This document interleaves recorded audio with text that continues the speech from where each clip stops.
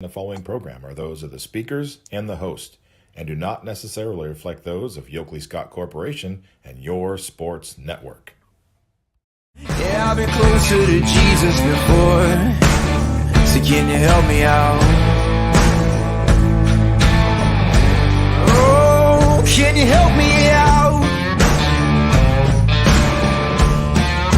Am I on my own? Am I on my own? But can you help me out? Am I on my own? Am I on my own? Or can you help me out? Can you help me out? I've been scared to look in my soul.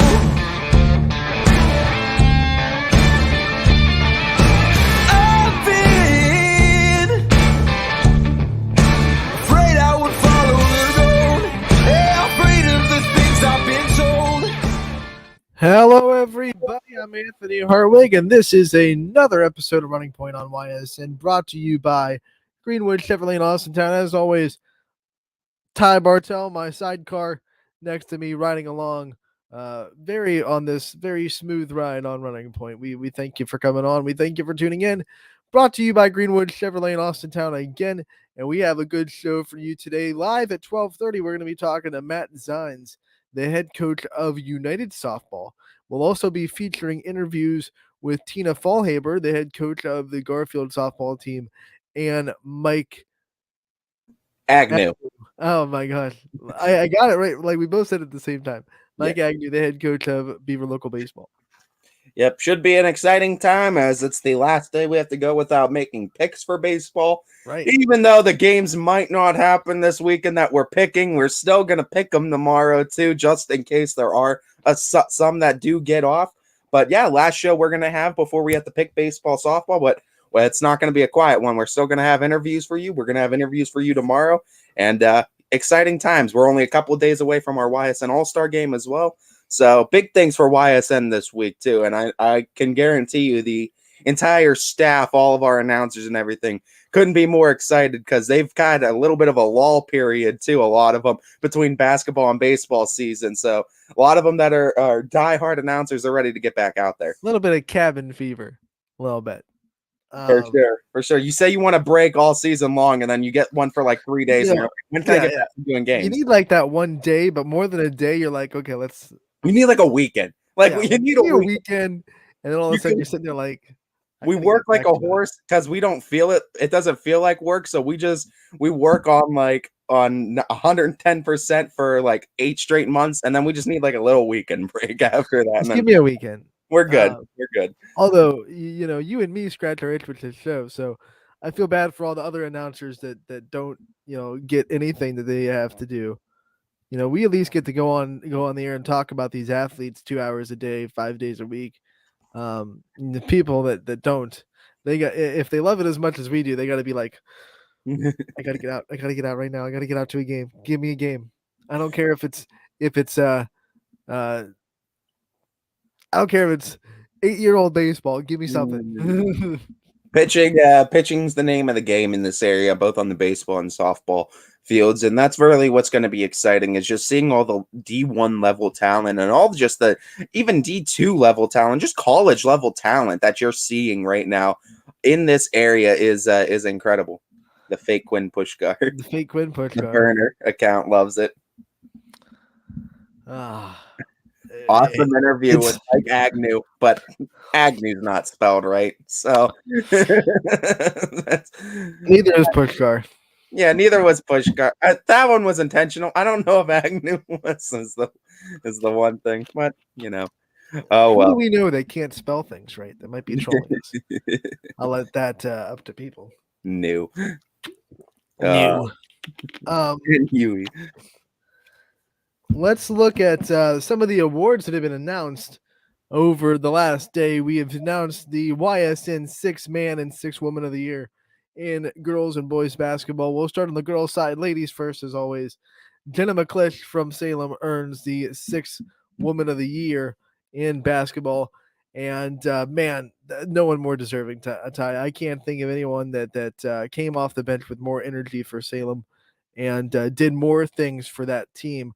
A lot of things that she did, honestly, go a lot past the stat book too. Yeah, and I mean DJ gave her the coin term Jenna Mcclish on the McClutch, season, man. too. And I mean it's true. You see the time she's able to step to the free throw line, knock down some big jumpers, big free throw shots when she needs to help ice games or help put leads and put the icing on the cake, I guess, if you will. I actually didn't get a chance to see, I don't think, Jenna Mcclish or the Salem Lady Quakers play live this season. I only got what I saw on the network. But I mean, she was another one of those defensive presence on that team as well, too. Really good on-ball defender, really quick hands as well. I mean, she does a lot of things as far as starting transition breaks and stopping a lot of transition breaks as well from opposing teams, too. So wish I would have seen her live. I know DJ got a chance to see her, and he could probably talk highly of her and talk about her way longer than I ever could. But yeah, if you want any good kind of opinions, or if you want someone who knows this team and definitely knows Jenna, I think DJ's probably the guy to talk to. He was there pretty much every step of the way through for the Lady Quakers season, so he really got to experience it firsthand and get close with that team and with Jenna Mcclish. You know what's good? What's great about Jenna is she won the 6th woman of the year, but she could probably also be in the conversation for another award that we'll talk about in a little bit. But the defensive player of the year. We did announce that this morning. I'm not going to spoil it in case you haven't seen it and you're waiting on this show to get it. But she could have been in that conversation too with her on-ball defense, like you said. Yeah, absolutely. I mean, did a great job this year. Well deserving, and congratulations to You Jenna. could have picked maybe 3 or 4 players on Salem's team to be defensive player of the year if you wanted to. Your best defense in the area by far, allowed just 31.8 points per game this year, which was a program record, and Jenna Mcclish was a big part of that, coming off the bench, giving them energy. I think she was a spark plug too. I mean, like, always going for 50-50 balls. There was never a loose ball that she wouldn't put her body on the line to get. So we've talked about her foul shooting that was also obviously clutch down the stretch, and her ability to hit big shots. But her ability to get loose balls, go after the ones that are 50-50, the intangibles, I think, are the thing that push her over the edge when you talk about why she won 6th Woman of the Year. And you know what? I think too, for like looking at defensive player of the year, I guess the only argument you can make is with the defensive player of the year. I guess like you look at it, they're helping. The defensive player of the year is doing extra too, because maybe defense was lax in one area, so they're doing extra. They're picking up other areas on defense. With Salem, there wasn't really any areas picked up. They all were carrying their own weight. And like, if you were looking at team defensive, like, I mean, they're the best team defense on the season. Defensive player of the year, no one really had to do a whole lot of extra there because everyone just did their job. Everyone knew what they needed to do. And do not follow these links. Like the links that you just got on Facebook, this kind of stuff, don't follow it. Don't put it up. We don't follow that. No, I'm showing people, for example. Don't follow that. No, that's malarkey. But you know, great arguments for defensive player of the year. There are other players that are really deserving. We're in the conversation, but wait until we get to that conversation, and I put down the stats for the girl that won defensive player of the year, and I think it'll be a mic drop moment. I don't believe anyone else touches the stats that I'm going to say for this defensive player of the year, because I thought some people had really cool stats and really awesome numbers, and then I went and looked at our winners' stats, and I was like, well, mic drop. That's it. You know, that's all you need to know. But we'll get to that later. Jenna Mcclish wins the 6th Woman of the Year. Some other candidates, I think, came off the bench, did really well for their team. When I'm looking at it, I think you got to look a little bit towards, name's escaping me now. It just went. Ty, if you have any players that you want to kind of throw out. On which side? What were you saying again? I'm sorry, I was reading our comments.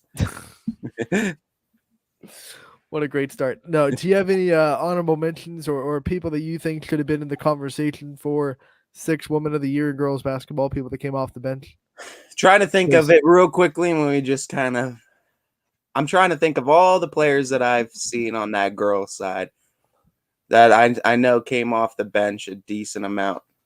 Honestly, if I want to look at girls too, I mean, I'll be biased, I guess, but I mean, I'm looking at teams that I saw a lot of. Lainey Henning was one for Fitch that I think deserves some recognition just because when she comes off the bench, and I think she was a sophomore this year, she'll be back as a junior. She kind of brings that physicality and she brings that defensive spark plug. And we saw her get utilized in various situations this year when they needed someone that was kind of a scrappy defender, on-ball defender. And she kind of was like that duct tape that kind of sealed up the holes on defense when you needed them to. And the name trying to come to mind came to my mind for me. And it was Deanna Mike of Canfield. I think is a That's great girl. one, yeah, Off the bench, hits some big shots, plays some really good defense. So she was definitely deserving. And I also think that Barish from Howland, who stay in the AAC, I think it's Maya Barish. Pink shoes, that's what I remember. Bright orange shoes. Barish comes off the bench, great ball handler for them. It makes Kylie McLean not have to run the point for the whole game because they have another guard on the bench that can really handle the ball pretty well.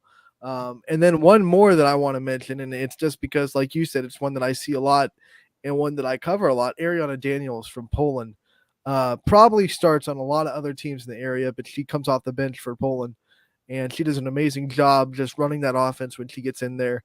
Her basketball IQ is really high. Doesn't turn the ball over too much. Gets the offense where they need to go.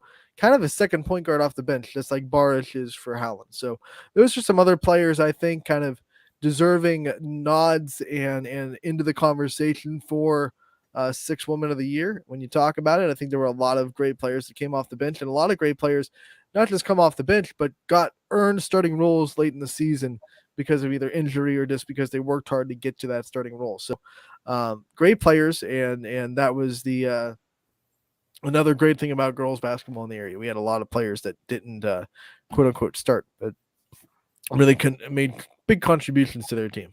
Yeah, and I mean, for a decent amount of the ones that didn't start, you might see them starting again Right. this time next year. So, I mean, they got their feet wet. A lot of great varsity experience for a lot of younger players, too. And I think it's going to pay dividends come junior, senior year for a lot of them. All right, the sixth man of the year for the boys, Poland's Noah Huda wins it. And someone that is usually known for his soccer prowess came off the bench for Poland, probably had a much bigger role on this team than he thought he would, or the coaches thought he would. Remember, this is the Poland's boys basketball team that lost 5 people in the injury at some point in the season. So they were kind of pulling from the bench, and they were trying to get contributions from everybody. Noah Huda is one of those guys that came through, stepped up big for this team, and was a name that I'm sure shined brighter than anyone thought that he would coming into the season. Yeah, and I mean, he did a fantastic job competing in a very tough NE8 conference, too, and he kind of provided that spark Poland, I think, was really looking for this season, too, and various times when injuries were riddling them, like you said, Anthony. There was plenty of times where Poland was probably looking at this saying, all right, who are we bringing off the bench right now? Right, like who do we have right now to fill these holes? And Huda was kind of there to step up and fill everywhere where he was needed too. I mean, he can grab a board for you if he need. He's going to throw in that great effort. He can pass the ball decently. He could shoot. He can get on hot streaks. I mean, like he can pretty much do it all decently well too, and he knows how to step up and he knows where to fill in holes as needed. He was that kind of perfect complement to Poland's offense and defense that come off the bench. He brought in his soccer expertise to the basketball court in the sense that when he came off the bench, you knew Poland could transition really, really well. I mean, he's a quick kid, light on his feet, can run the floor better than almost anybody in the league. So when he comes off the bench, you know, if I have a live ball turnover against Poland, it's going the other way quick.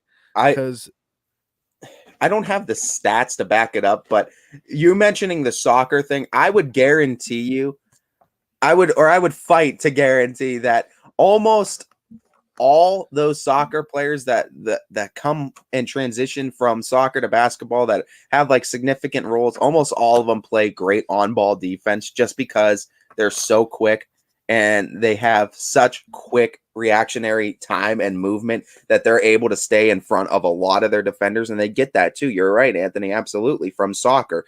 And we see those football guys that transition from football to basketball, and stereotypically you think those football guys, your big bruisers, they bring that physicality, they'll get that inside presence for you in basketball. Sometimes you'll get those athletes like your defensive backs or wide receivers that'll play both ways too, but especially on the soccer field, when you get those soccer kids too, there's a few that I can think of that were two-way soccer and then basketball players. They're usually very quick on their feet. They know how to defend, and you're right, they know how to move the ball. They see those passing lanes really well. It's just because they had to do it on a pretty much the same kind of concept on a bigger field using their feet. So, I mean, they do a great job, and Noah Huda very deserving of Sixth Man of the Year. The junior played in all 26 games for Poland. You'll see him going for his stats. He averaged almost 3 points a game, but most importantly, he had almost an assist and a half per, and which is a big number off the bench to have almost 2 assists per game. So definitely someone that they relied on to move the ball, contribute to their offense, make smart plays, and like I said, his speed on defense was a big attribute to Poland's overall defense. Yep, and congratulations to both our boys and girls Sixth Man of the Year, as both of them are very well deserving, and we look forward to more awards being announced on our YSN socials, as you should stay tuned to that. Still more awards to be announced for the basketball season that will, of course, be up on the YSN socials, and most likely, I would think, the YSN website as well. So stay tuned to both of those and get the announcements of all the awards as they happen. Hi, right before we went on, the girls was announced, and while we're on the air, the boys Defensive Player of the Year was announced. So we'll go right into that today too. The Defensive Player of the Year for the girls is Katie Grexa from Badger. And at first, me personally wasn't in the conversation because I hadn't seen her live.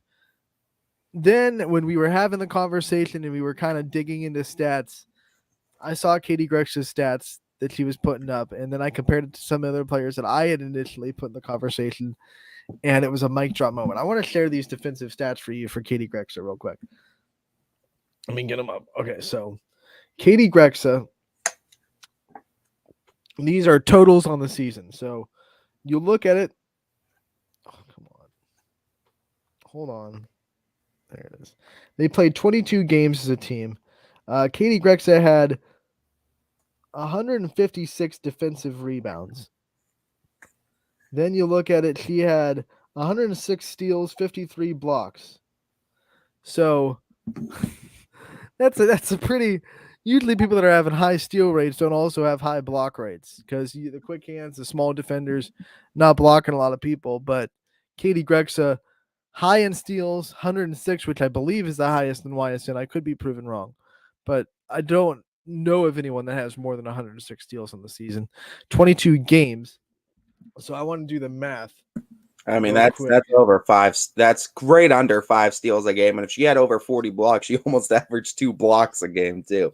That's 4.8 steals per. And then she had 53 blocks. Oh, she had 53. So yeah, she had over 2 blocks a game. So almost 2.5, 2.4 blocks per game, and 4.8 steals per game. Not to mention 153 defensive rebounds by herself. The sophomore lighting the defense on fire for Badger. That's no joke too. I mean, that's some serious numbers, and I mean that's doing all the work defensively too, getting 4 steals over 2 blocks a game. Congratulations, Katie Grexa, well deserving on Defensive Player of the Year award. We all good at? We having some glitch gremlins. We're good. I just wanted to read the comment. And, we're getting people, with these conversations, they want their players recognized. And unfortunately, we can't make everyone 6-man, 6-girl of the year, but we definitely want to congratulate everyone on fantastic seasons. So, that's the nature of postseason awards. You can't give it to everybody. Yeah, and I mean, and all of that is just let it strive you and determine you and motivate you for next year. I mean, that's the biggest thing, and that's why we love these awards. And at the end of the day, people, these are all be taken with a grain of salt. These are all just like everything else, even in the professionals, it's opinion based, and it's just a bunch of people debating and just coming to what they think is the best conclusion. And you know what? Our staff does a great job looking at all these games in the area and under the YSN banner. They're at these games, they're seeing firsthand these players, and they're having good discussions too. Not saying that no one is deserving either, but like we said, it's all opinion based, people. So take it with a grain of salt. We'll put a pause on our Defensive Player of the Year conversation because we have a coach to get to. Oh, wow. And it is Matt Zines, the head coach over at United for their softball program. Coach, thank you so much for taking the time to join us. Yeah, no problem. I'm glad to be here. Before we get started, I want to let you guys know, and Nancy, I think I've sent you an email last year how important YSN is for United Local. It really is. We're kind of out in the cornfields a little bit compared to everybody else. And, this exposure is huge. It really is.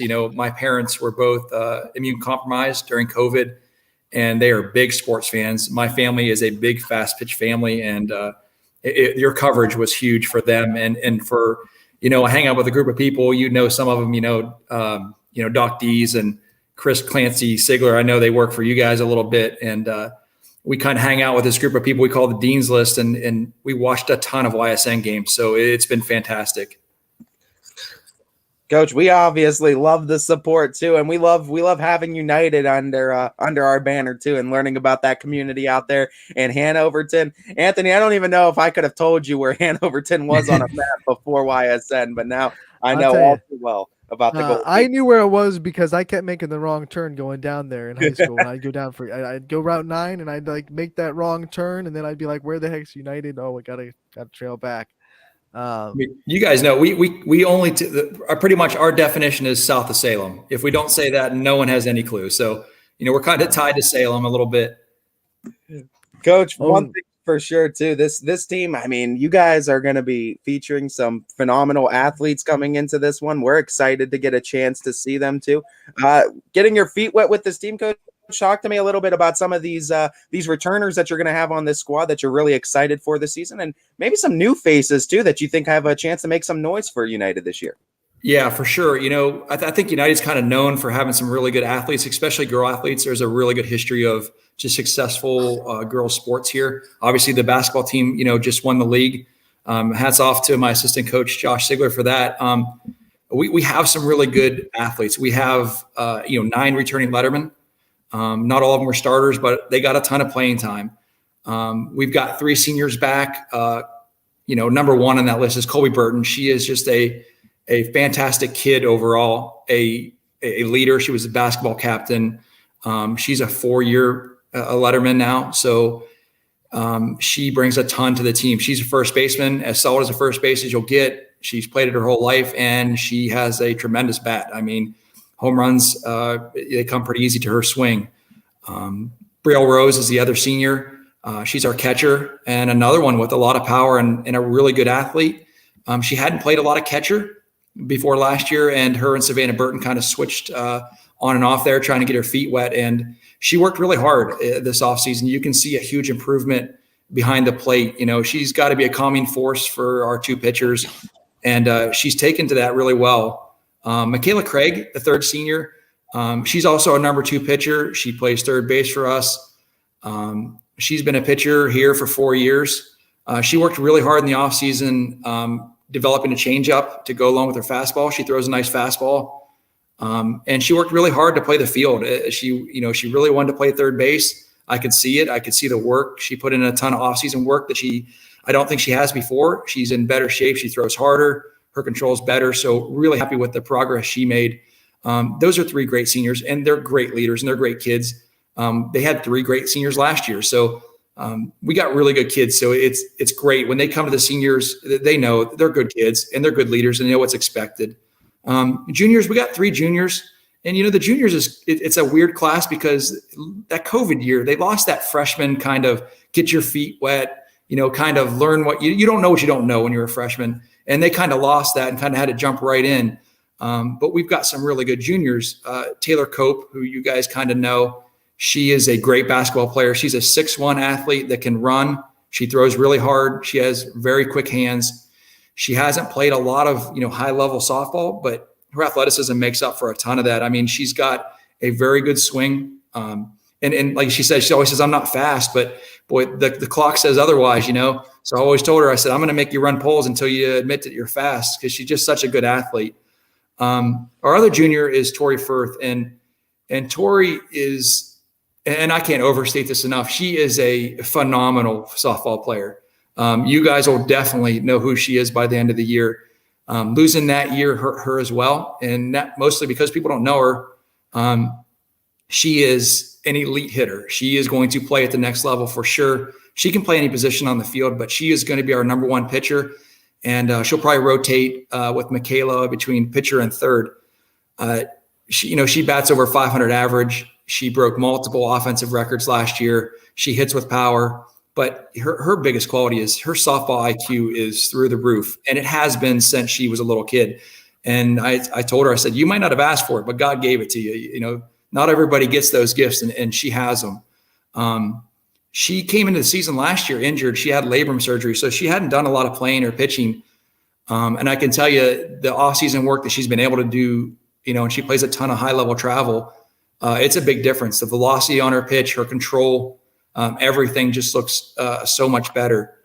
The other junior we have is Emma Cahal. She's new to us this year. She came from Liverpool, and she's done a really good job in the offseason working hard too. She's a very competitive kid. We were playing a wiffle ball tournament because we got rained out on a Saturday for the last hour, and the kid did a diving slide into first base on the gym floor. And I'm like, that's all you can ask from your players is to be competitive at everything they do. And she definitely has that. Now, with our sophomores, we have 4 sophomores, and they're pretty talented. They're still young, but they do have a little bit of experience. They all played last year. They all played quite a bit. Sam Lippiett, she's our shortstop, and you guys might know her from basketball too. She's a phenomenal overall athlete and super competitive. She wants to win everything. She works hard at every drill. She hits with power. She hits with average. She's fast. She throws hard. She's got all those things you look for in a ball player. But I'll tell you the biggest thing with Sam this year that we've noticed is her leadership in practice has been the next level. And even some of the coaches that aren't there all the time, that aren't with us all the time, have come in and commented. I mean, she is helping the younger players.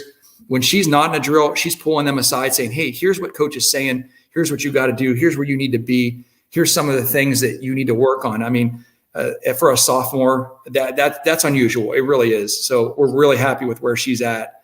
Jocelyn Irie, she's going to play left field for us. She is a speedy slapper, left-handed. But I tell you what, for as little she is and as fast as she can really hit with power too. So she is a really nice offensive weapon for us. With that power, I mean, she can put it off the fence pretty easily. It is shocking, but they can't play up on her. They really can't. So the defense, it's a lot of pressure on them to defend her, and she's fast on the bases. Madeleine Lucas, she's going to be our center fielder. She is a really solid glove out there, runs well, throws really hard, really accurate throws. And she has definitely taken a big step forward with her hitting this year. We've seen it in the preseason and the offseason. And, when we brought pitchers in to pitch live and the scrimmages, she produced like we thought she could. And she's going to be a huge jump this year. I think people are going to recognize her that, she put in a ton of offseason work. It's going to show. Madeline Zines, she'll play some second base and outfield for us. I'm sure if you ask her, she would prefer the outfield, but like a lot of United athletes, we got to do what's best for the team. We're asking, a lot of them to play in positions they don't maybe normally play when they play summer ball or winter ball. But in high school sports, I think it's good. You see a lot of travel players that only play one position. They get to high school, there's 4 grades, and you got to kind of fit where you fit in a team. It kind of takes on that little bit of a college atmosphere where, if the coach needs to get you on the field, they got to get you on the field and may not be in this position you're used to, but you have to adapt pretty quickly. And she's done that. She solidifies the infield a little bit for us. She knows where to go. Situational awareness is her strength. She's got good accuracy, and she bats for a good average. She puts the ball in play. We've got 5 freshmen, which is a nice turnout for us. And I feel bad for the freshmen because, we don't have a JV squad. So they go, straight from middle school right into varsity softball. And, to try to get these girls playing time and reps and develop the program. But also, the best players got to play. The upperclassmen, they've put in the work, maybe a little stronger, maybe they know the game a little bit better. It's a tough situation. But it's our job as coaches to try to develop them in practice and scrimmages and get them in the games when we can. But we've got 5 freshmen. Allie Lacey, I've seen her play for a little bit, and I can tell you guys, she's a very good athlete. She's competitive. She hits really well. She plays a little bit of third, a little bit of second. She pitches a little bit, and she's made a big jump in the last couple of years. She started playing travel ball, and you can see a huge difference. I mean, you play, recreational ball and it's 20 games a year. You play high school and it's 20 games. And if you don't have a JV, you don't get those. It's a game of situations and fundamentals. And if you don't play, you don't get those. It's just the way it is. And when these girls play travel, they're putting in 60 to 100 games sometimes against high level teams, and they practice all year round. And it's really tough for girls to make up for that. But you can see her level of commitment that she put in the offseason has made a big jump, and she's going to play some for us. Gracie Coffey, big help here because she has done a fantastic job at catcher. We have one catcher, and I'm not comfortable going into a season with one catcher. It's a tough position. It's hard on the body. Injuries happen, and she has done a really nice job of behind the plate. She hits with power. She runs well. She can play a little bit of outfield. She's a pretty solid glove there. So I think both those two girls are going to contribute a little bit to the varsity squad. We have Cameron Cody. Cameron, she is a really, really good athlete. She hasn't played softball in a couple years, but I'm telling you, she is without question the most improved player on the team. I've never seen a kid be so coachable and pick things up first time like she has. And we're going to try to get her on the field because she's earned it. She really has. For somebody that hasn't played softball for a couple years to come into varsity and look the way she is from the first day to this day, it's really impressive. We've got 2 other freshmen, Caden Shastine and Adriana Cooper. Unfortunately, they're on the IR already. We have already got 2 girls on the IR, one with a fractured ankle and one has some nerve issues with her elbow. They both want to still be part of the team. So they're going to come sit in the dugouts with us, but they're not allowed to practice. But we're happy to have them because you hate to see girls put in that kind of off-season work and then get it taken away from them right before the season. I mean, we all saw it with COVID and how hard that is. So it's kind of a bummer for them. And that kind of rounds out our program. Coach, we can't wait to see all of them on the field. And when you look at this EOAC, it's a tough league in softball. You have tough teams at the top. You have competitive teams in like that middle section. No easy series. Talk about this conference, what it's like playing in it, and where you think you guys kind of fit in this EOAC. Josh Sigler, he's my assistant coach, and what he told me in the offseason is, we needed to separate ourselves from the rest. There's 2 clear powers in the EOAC, and it's Columbiana and Lisbon, and that's just because that's who wins the championships. Those are the teams that, they have high level players that play all year round, and they have great coaches. They come in polished. They're fundamentally sound. They can do it all. They can run. They can hit. They have pitching, catching. We need to be in that group. That's our goal. I mean, we could say we want to be competitive, but we don't. We want to win.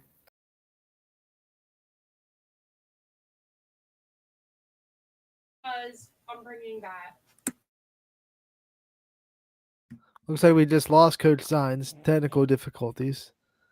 We'll have to try to get him back on too.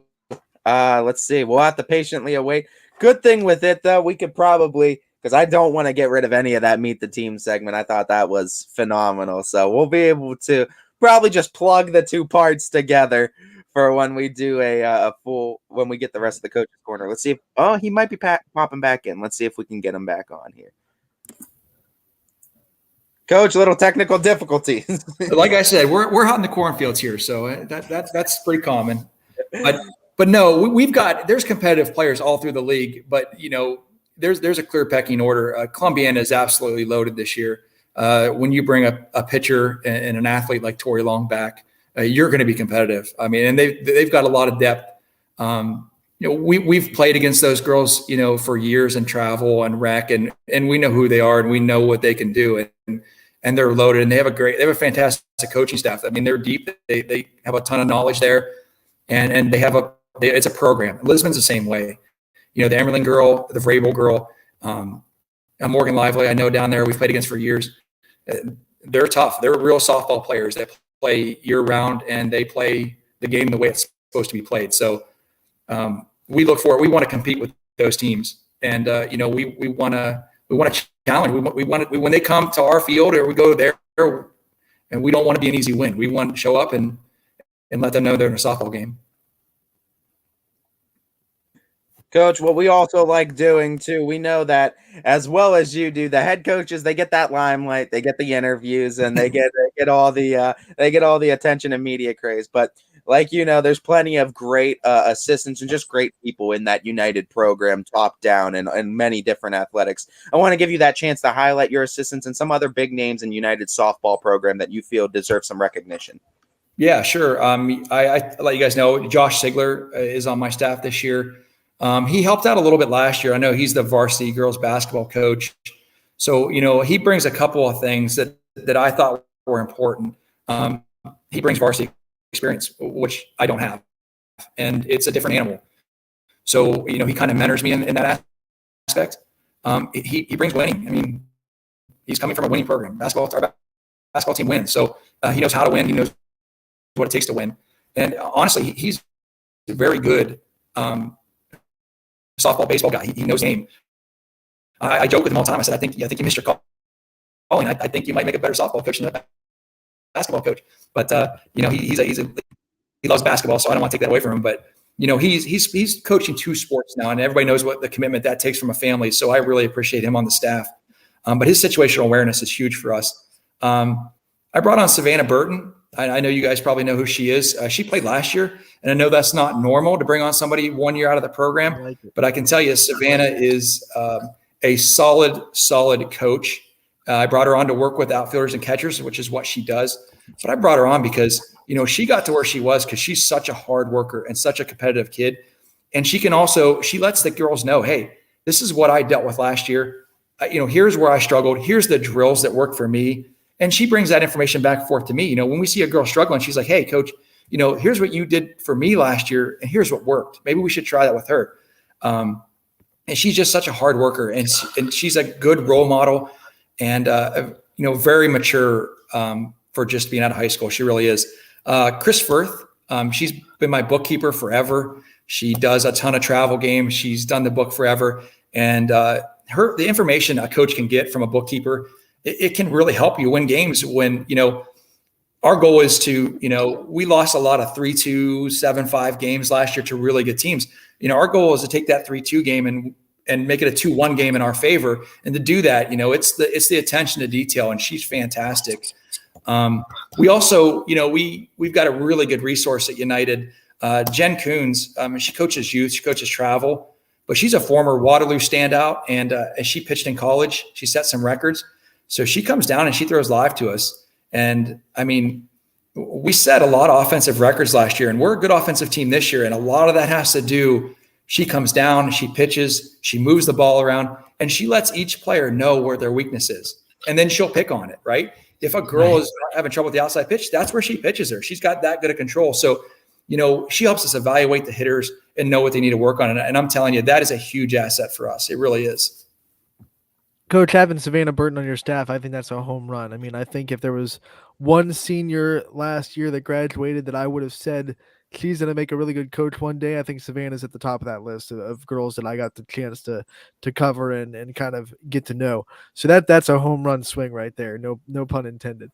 Yeah. Well, I got one more. And my wife's also on a staff, and I know you got to give a shout out to the wife, but this one's for real. She actually coaches, and she does all the setups for practice, all the setups for games. She does all the paperwork. She does all the communicating with the parents. And she's kind of like the team mom. I mean, she's a teacher at the school, and the kids confide in her a lot, and it's important. She plays an extremely important role. She does a ton of the stuff that I don't want to do, that I hate doing, and there's some grief there back and forth when it doesn't get done when I want and how I want. And I couldn't do it without her, though. She does a fantastic job, and the amount of work it takes to set up practice and for games and stuff. If people have never played softball or baseball, they have no idea. They really don't. Coach, before we let you go, I want to give you the time to give a shout out to the United community. Let them know when your first game is and when they can see you guys out there on the field. Yeah, our community is huge. I mean, last year, I don't think there was one softball game where there was more fans than what we had. They traveled all over the place, rain, snow, and in the spring it's not the best of weather, but man, I look out there and there's just lawn chairs everywhere, and I'm like, are they all here to see us?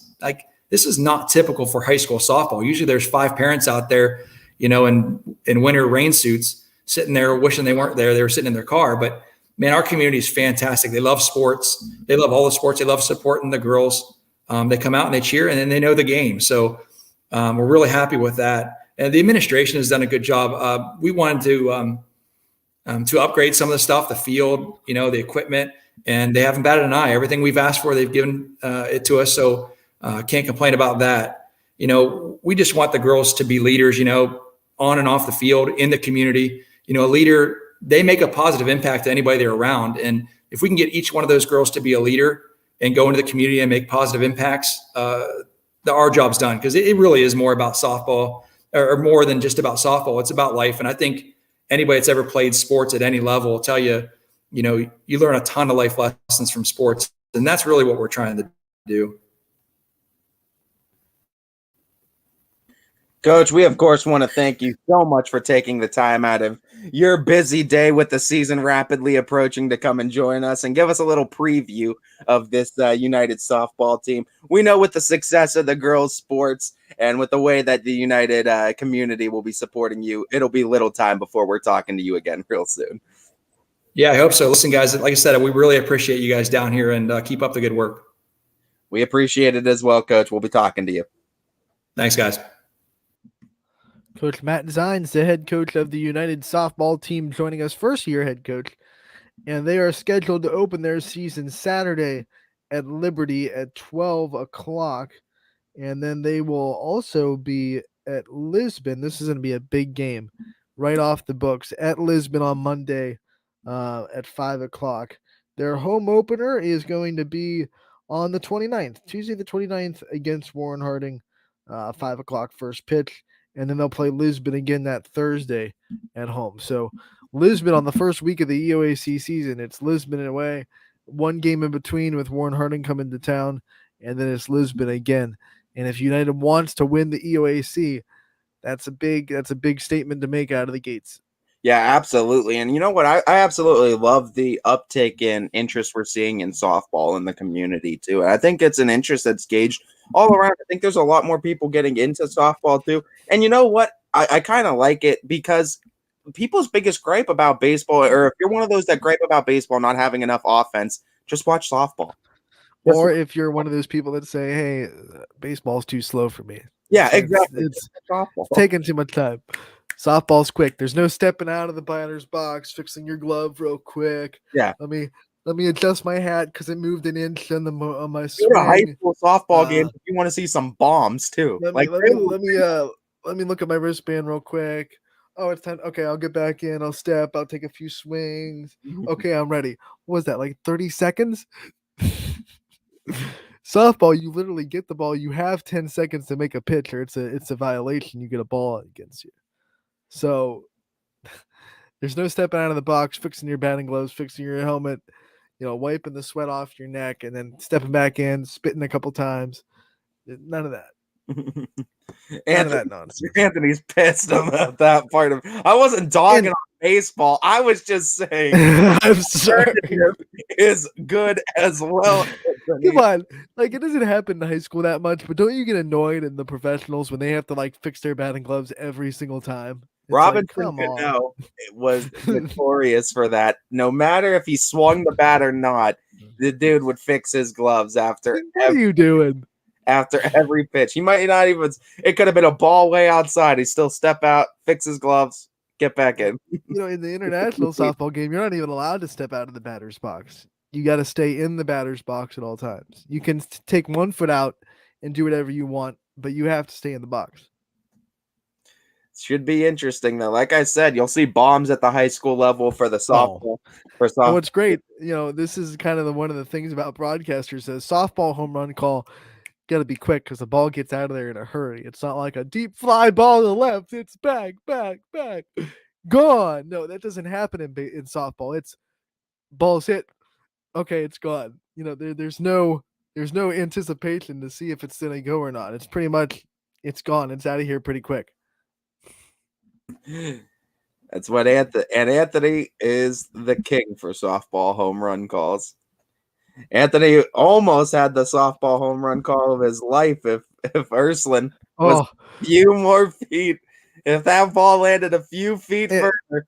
It would have been a great call, but it would have DJ. Like, I mean, I give softball a compliment, and Anthony's like, we got to tear the baseball building down. Come on, professional baseball, they're silly in there.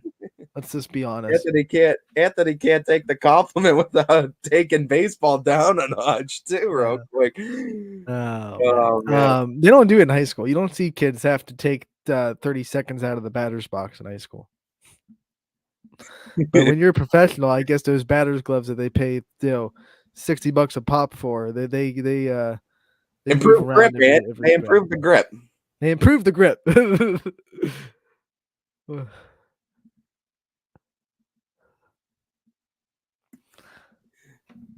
Anthony's like, fair. That's all you can say. And fair.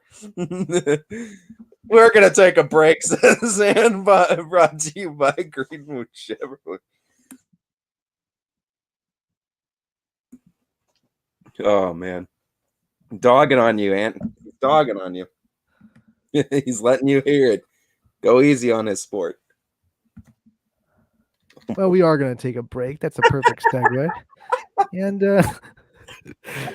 we'll be back on Running Point, brought to you by Greenwood Chevrolet in Austintown. When looking for home design inspiration, don't just be inspired, be Baird inspired. Whether new or remodeling, Baird Brothers has the latest trends like shiplap to refresh your home. Go from inspiration to installation with our wide selection of in-stock American hardwoods. From the rustic charm of antique oak to the warmth of traditional cherry, Baird Brothers has what you need to make your home inspiring. Baird Brothers, our family's heritage, your family's home. For a great vehicle and a great experience, come to Boardman Mitsubishi today. As always, our full lineup of Mitsubishi models comes with a standard 10-year, 100,000-mile powertrain warranty. Boardman Mitsubishi, your hometown Mitsubishi dealer since 1999. Coca's Pizza, always supporting our community and our local athletes. Stop in on game day or score big and have it delivered right to your door. Check out our daily specials at cocaspizza.com. That's Coca's Pizza, we serve it hot. At Hubbard Chevrolet, Hubbard can help you get the financing you need regardless of your situation. I'm Tony Page, and I've helped thousands of customers in Northeast Ohio and Western Pennsylvania buy a vehicle. Visit HubbardChevy.com to get pre-approved. Remember, folks, Hubbard can help.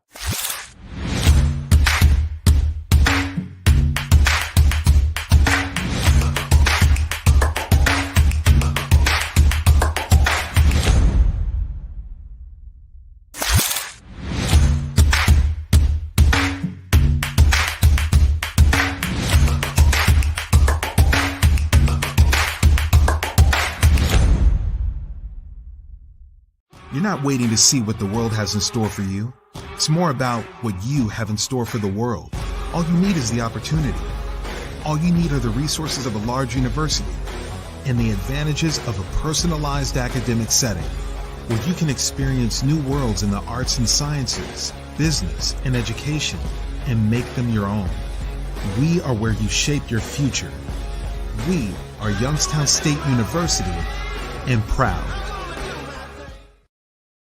New things happen all day. Some are good, some not so good. In today's complicated world, while you're busy working, playing, and living life, we're busy helping you make sense of the day's news. And there's only one place where it comes together with clarity, context, and accountability. It's 21 News at 6 with me, Madison Tromler, and Derek Steyer. 21 News at 6. It's what the day's news really means to you. Welcome home to a home made homier with Baird Brothers Fine Hardwoods. Inspiration starts at BairdBrothers.com and is turned into reality when high-quality hardwoods are delivered right to your home. Baird Brothers has the latest design trends, shiplap and skinny lap interior siding, antique oak rustic flooring, and, well, you'll find them all at BairdBrothers.com. Ordered easily, delivered conveniently, enjoyed comfortably. BairdBrothers.com. At Greenwood Chevrolet, shop with confidence knowing we're ready to go the extra mile for you. With the largest selection of used vehicles in the Valley, backed by the Greenwood Advantage Warranty. Every one of our vehicles has undergone our own 126-point inspection, so it passes the most important inspection, yours. No other dealership has the extra inventory, gives you extra for your trade, and goes the extra mile for you. Only at Greenwood Chevrolet. WRS Wealth Advisors, the area's premier wealth and retirement specialists. Located on South Avenue in Boardman. Quality, customer service, and integrity. Those are the 4 words that have driven our success since 1957 at Joe Dickey Electric. Joe Dickey Electric is one Mahoning Valley landmark business that stays current with the requirements of our customers. Family owned and managed, we are an electrical contractor and energy solutions provider. Every member of our team adds to his or her skill set through ongoing training. Residential, commercial, industrial, automotive, and more. We keep ahead of the needs of our customers with a fleet of more than 50 vehicles and 24/7 emergency service, so you're never left in the dark. Welcome back to Running Point on ysnlive.com, brought to you by Greenwood Chevrolet in Austintown. Anthony Hartwig alongside Ty Bartell. And we had a great conversation with Matt Designs before the break, and we'll have featured interviews with Tina Fallhaber and Mike Agnew, the head coaches of Garfield Softball and Beaver Local Baseball, respectively, a little later on in the show. But before we get there, Ty, I do want to continue our Defensive Player of the Year conversation that we were having before Matt Zines came on, and we want to reiterate, in case you missed it, the girls' Defensive Player of the Year is Katie Grexa from Badger. This girl averaged, 4.5 steals per game. Excuse me. And she also had over 2 blocks per game. In fact, 2.5, 2.4, 4.8 steals. I got those numbers mixed up. So 4.8 steals per game and 2.4 blocks per game, not to mention 153 defensive rebounds to her credit as well. So the numbers absolutely back this decision up. Katie Grexa wins Defensive Player of the Year on the girls' side. As we always do want to, this was a tough conversation. This was a debated conversation. There were a lot of names on that list. I think Lavraine Gaskins was talked about a lot. She broke the Crestview record as a freshman with the blocks in a season. You look at Abby Farber, who was consistently put on the other team's best score and consistently held other team's best score down to below their season average. And you're talking about players like Lexi Giles, Chloe Nieder, Sophie Gregory, a lot of players on that YSN All-Star list that she was made responsible to defend, led the NE8 in steals. You look at anyone from Salem, I think you could probably pick the best defense in the area, bar none, 31.8 points per game given up as a team. You probably pick 3 or 4 players on that Salem team and come up with reasons why they would deserve to be Defensive Player of the Year. I think you could also mention Sophie Gregory in that. I mean, everyone talks about her ability to score on offense, but it's hard to get past someone that's 6'1" defending you as a point guard. So I think she would be someone that you would mention in Defensive Player of the Year. I think Rose Couts and Kara English. I was going to have something to say about that. I would put both of them in, because I mean, both of their efforts too were Defensive Player of the Year worthy with steals and blocks. Kara English, you wanted to talk to. I mean, you talked about the soccer to basketball relation. Kara English is another one that does that on the girls' side, though, and where she reads those lanes, and you saw it too.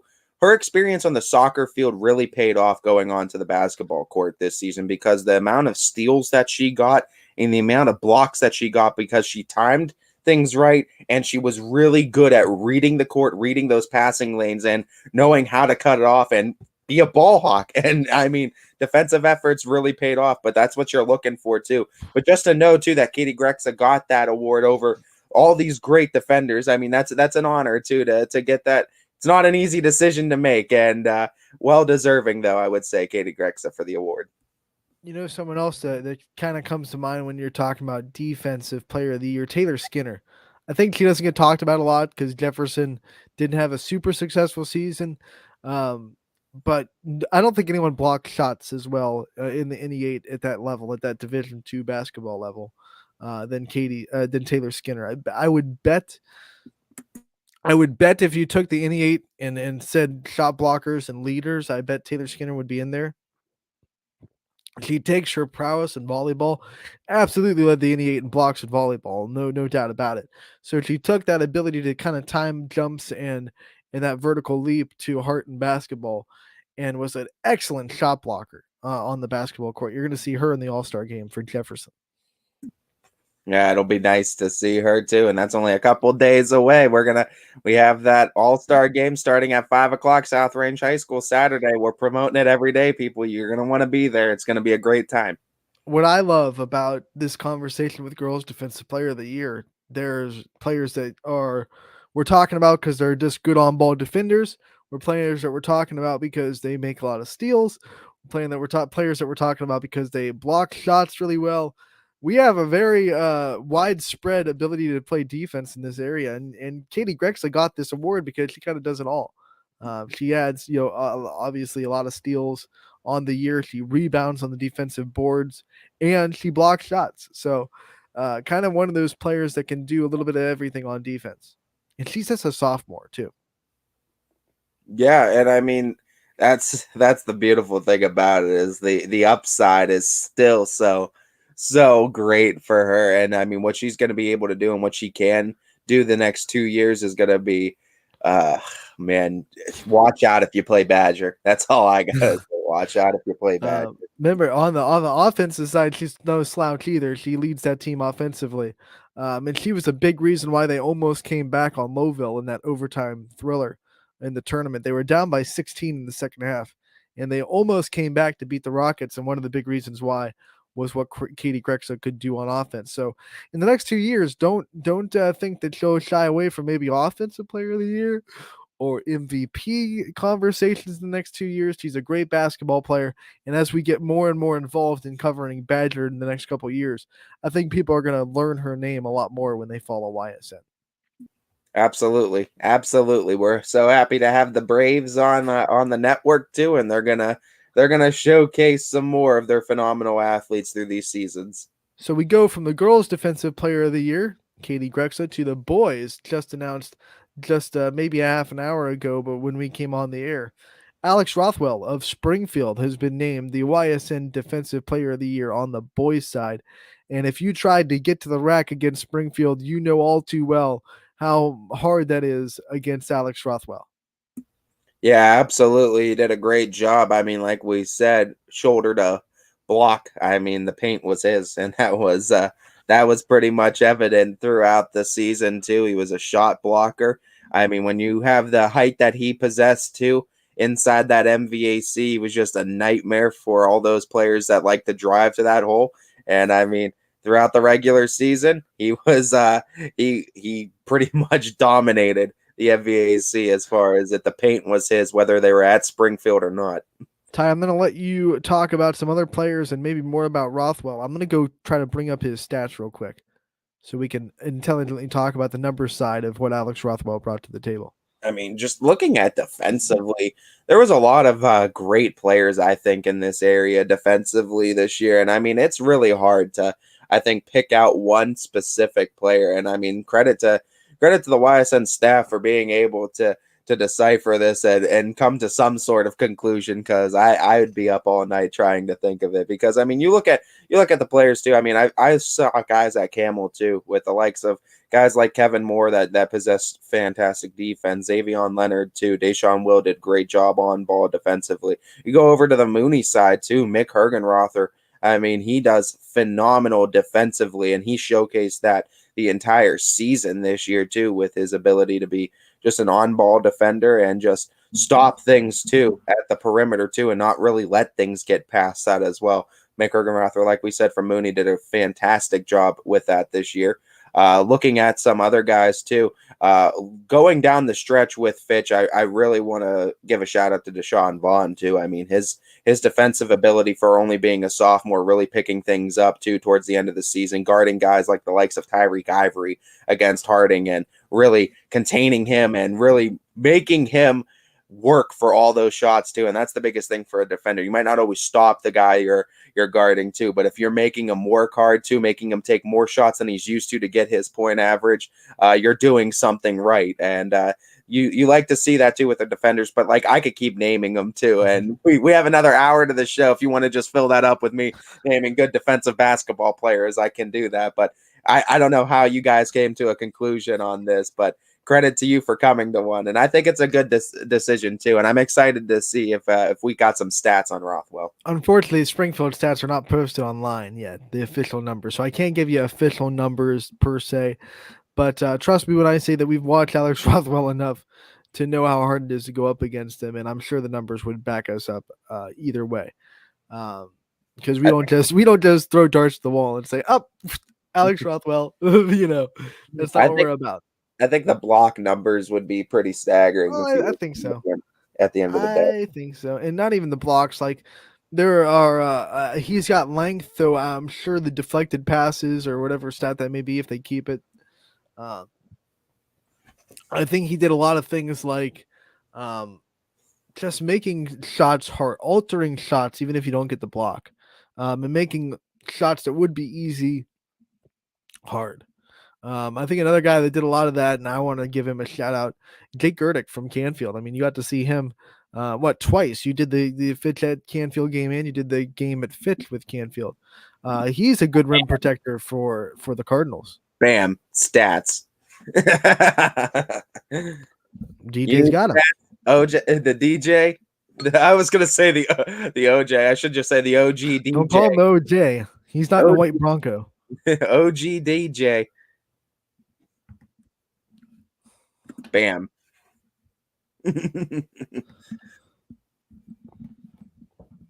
Defensive Player of the Year story.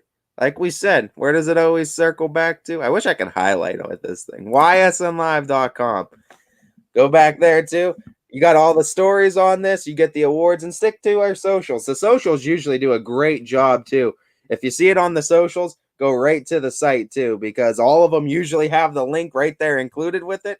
Just take a nice click on that and you go right to them too, as both of them just got posted. And I think Rothwell, just 48 minutes ago. So it's up there right now. It's fresh, hot out the oven. Get out there and check it out too, as both of those are announced. And we still got more awards that are going to be announced on the socials too, and that'll take you right to the site. Yeah, we still have the Offensive Player of the Years going up, and I think we'll have the MVPs going up as well at times before the All-Star game, so we can recognize those players during the All-Star game. So exciting. Going to be so exciting. We can't wait for that too. And the baseball season is rapidly approaching. Saturday is same day as the All-Star game. Yes, sir, it is. And we still got a softball and baseball interview to preview here on Running Point. Those both can be found of course, on YSN Live as well. Right back on that site that we're talking about, ysnlive.com. Both these interviews that we're about to play can be found on that. Perfect reason to also stay tuned to our socials as well. Offensive Players of the Year will be announced tonight. So stay tuned to the socials and you'll get the boys and girls Offensive Player of the Year. And should be exciting. There's a lot of candidates for that as well that I can imagine getting victory in that. Ty, since we had a softball coach live, let's switch it up a little bit, head over to the baseball realm, and hear a conversation with Beaver local baseball head coach Michael Agnew. You had the chance to talk with him a little bit earlier yesterday, and it was a great conversation. It's on ysnlive.com, and we are featuring it now on Running Point. So here is a conversation with Beaver local baseball head coach Mike Agnew. Welcome in, everybody. Ty Bartell in with another Coach's Corner. This time we go over to the mountains of Southern Ohio, right on that West Virginia border with the Beaver local Beavers, as I am joined with Coach Mike Agnew of the Beaver local baseball team. Coach, how we doing today? Great. Thanks a lot. As weather not really looking too promising, but hey, baseball season's around the corner, and when we're from Ohio, we learn how to deal with this. First and foremost, Coach, what we like to always do with all of our area coaches, we always like to start off with a sort of meet the team segment. So I want you to give a shout out to all those returning players you got coming back this year and some of the new faces we're going to be seeing in Beaver local baseball as well. Okay. We have 6 seniors this year. all of them are going to play vital roles for the team. We have Dalton Curran, who's our starting third baseman and pitcher. We expect big things from him this year. Ethan Agnew, center fielder, pitcher, a little bit of shortstop. Dorian Jackson, catcher, shortstop. Basically can play anywhere in the infield, played first base and second base sometimes last year for us too when we needed it. Pitcher. We also have Logan Blissenbaugh in the outfield. And we have, we're fortunate to have Avery Wiggin come back to us. He was here for 2 years and transferred back this year. Left-handed pitcher, left fielder, first baseman. And we have Micah Sturm, pitcher and first baseman. So those are our 6 seniors. We also have Micah Jones returning varsity. He's a catcher, pitcher, can play anywhere in the infield for us. He's only a sophomore this year. We also have Dylan Ferguson, starting left fielder from last year, coming back. He can play anywhere in the outfield. We have Michael McKenzie, second baseman. We have Christian Lance, also a sophomore. Came in and gave us some crucial innings for varsity last year as a freshman. We expect big things from him on the mound and hopefully in the batting order too, working on some different positions for him. And then we have Wyatt Johnson, another sophomore that gave us some innings last year, can play infield and pitch. And we have incoming freshman Hunter Warwick, who we expect special things from throughout these next 4 years. Pitching, infield. We even tried him at, as a backup catcher for now. He's adjusting to that, but he'll play anywhere outfield. So we have a solid nucleus of seniors sprinkled in with some sophomores, juniors, and a freshman. So, and we have a few other guys that we're working on, get them up to that varsity level. So, Coach, what's one of the biggest things from last year's team and the returners that you have coming back this year? What was some of the biggest things you wanted to improve on with the team overall that you're looking to come back a little bit stronger in this season? Probably 2 crucial items is our pitching. We have to get deeper in games, save our pitching, because sometimes you got 4 or 5, games in a week. So we need to throw more strikes. Trust our defense. We have a great defense. I mean, so many diving catches in our outfield. Our outfield is, I believe, one of the best, if not the best in the area. Our infield is solid, and we have 2 great catchers. So if we just throw strikes and trust our defense, we're going to be way better off. Like, cut down on the walks, make them put the ball in play. And then the other thing is, batting, same thing. Put the ball in play, make their defense make plays. You can't do anything if you're striking out. So we're focused on putting the ball in play. Going into this season too, I think there's no question that the Buckeye always brings some tough baseball to it too. I mean, and just the conferences you play in, I mean, they're going to provide that tough that conference play for you.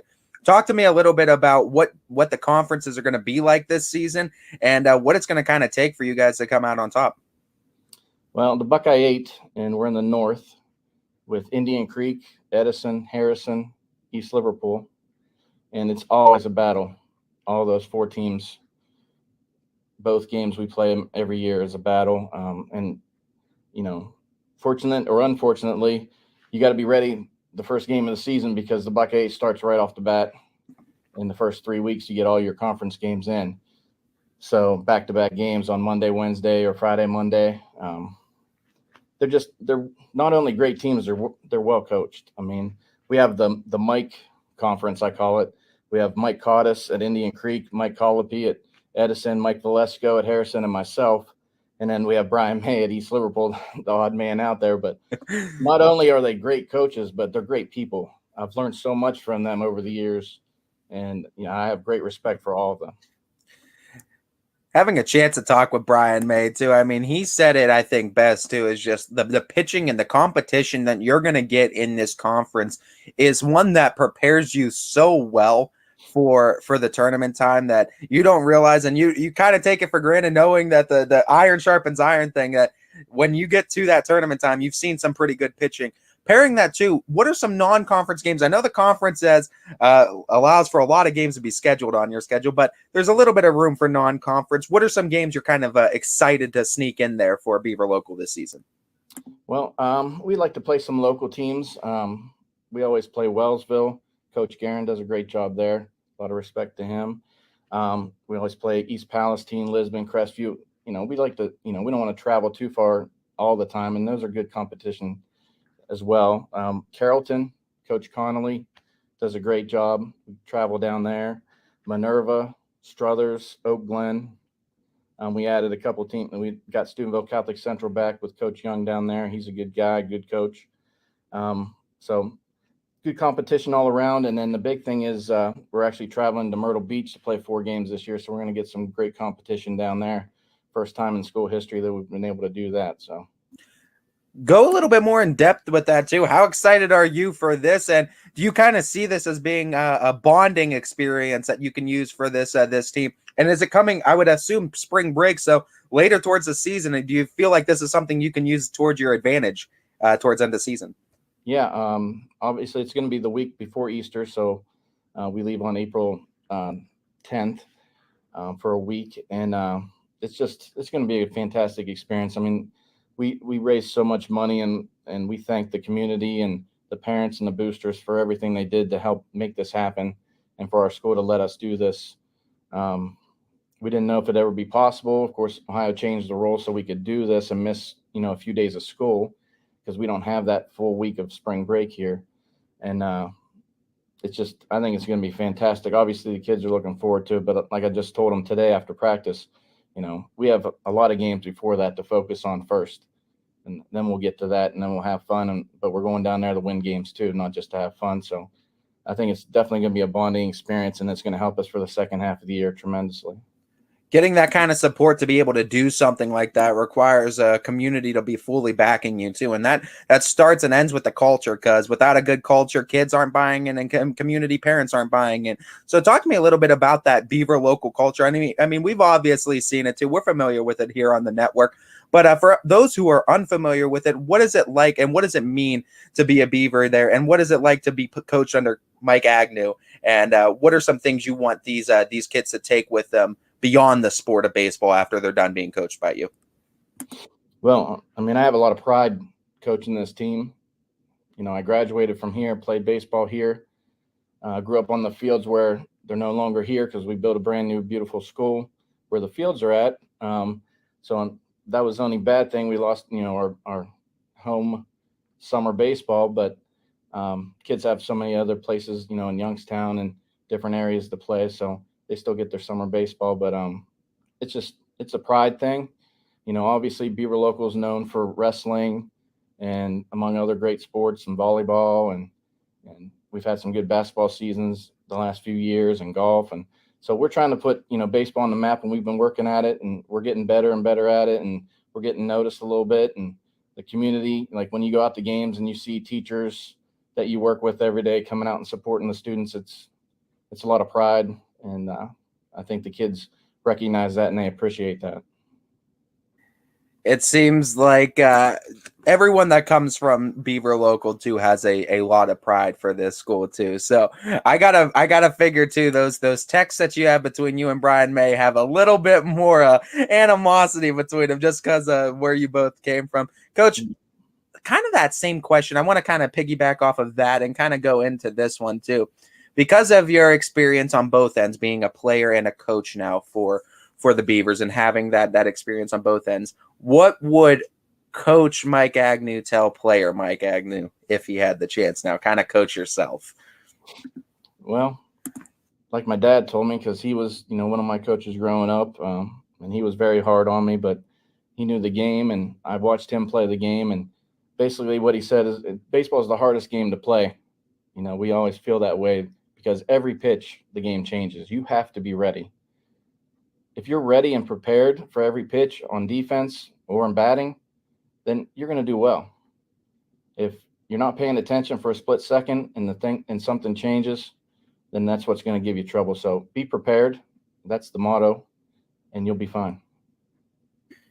And coach, obviously there has to be that love for it too. And I mean, it makes it easier too, being an alum from a school too, but there's also something deeper too for some of these coaches and what brings them back year in and year out. So what is it that kind of fuels Coach Agnew to keep coming back and coaching the Beavers year in and year out and putting on those coaching boots every year? Well, it's just the love for the game. I mean, that's plain and simple. I don't do it for the money. I mean, I think everybody knows, like, high school baseball coaches, there's not the money. Nobody does it for that. It's for the love of the game.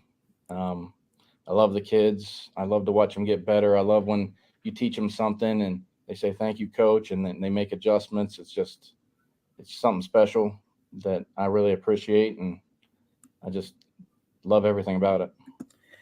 Getting those relationships and building those relationships, obviously very important, coach, but we all know you can't do it alone. And we know coaches get all the spotlight, they get the interviews, they get the limelight, but the assistants, and there's some other big names in a lot of programs too that don't get the recognition maybe they deserve. So I want to give you that opportunity to shout out your assistants and some other big names in the Beaver local baseball program that you feel deserve to be recognized. Absolutely. My right-hand man is Coach Bobby Flint. He's been with me since day one for 8 years. I rely on him for everything that I can't do, whether it's, on the practice field or getting the kids ready when I got to be late for a practice because of a meeting or whatever. He's always there, and I can always count on him. We also have Coach Plum in his second year full-time. He was actually a player for me my first year on the job, and he's a great young coach and knows a lot about baseball. And we have a new coach this year, Coach Noah Land, coming from Boardman. He's really been working with the pitchers the most, but, overall great coach, and the kids seem to really respect him and caught on to him really quick. Then I'll also give a shout out to Jason Wolski. He's our scorekeeper and also our dugout club booster president. He gets me anything that I possibly can get, along with our AD, Bob Beam, new to Beaver Local this year. He's been fantastic. Coach, I appreciate you giving us the time to preview this team. And final question, I guess, for you is just to give a call out and a shout out to the Beaver Local community. If anyone's living under a rock and doesn't know when the first game is, weather providing, obviously, with Ohio, because we're expecting cancellations. When is your first game? Shout it out, and maybe shout out your next game or next series, rather, if for those fans that want to catch Beaver Local baseball. Okay, our first varsity game is Monday, March 28th at Indian Creek, and then we come back with our first home game against Indian Creek on Wednesday the 30th. So it's going to be cold, but we're going to be ready to play and bundle up and come out and watch some good baseball. Bundle up indeed, and it should be some good baseball indeed at Monday and Wednesday. If you can't make it to Monday, get out there Wednesday too and support Beavers versus Indian Creek. That's going to be a great one. Coach Agnew, I thank you so much for your time and giving us this preview of Beaver Local baseball. And with any luck, we'll be seeing you and talking to you again real soon.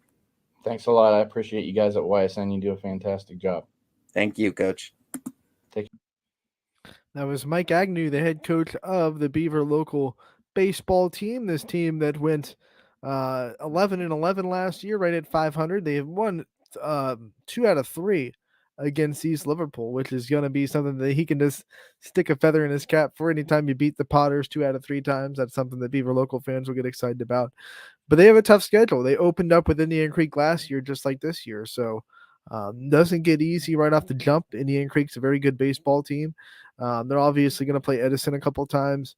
They usually try to get local. I think they're going to play Salem, Wellsville, like he said. So it'd be things to be excited about in Beaver Local for baseball. Yeah, absolutely. And that Buckeye 8 conference is always tough too. The Mike Conference, as he coined it too, for the Buckeye 8 North, because we already talked to Mike Colopy and we talked to Mike Agnew now. The only one that kind of stands out, he said, was Brian May over there at East Liverpool, but he does a great job too. And we had both Brian May and Mike Agnew on the show now as well. So both East Liverpool and Beaver Local get checked off of the baseball list. And if you look at Beaver Local scores from last year, they could really hit the ball. Multiple games over 10 runs for Beaver Local.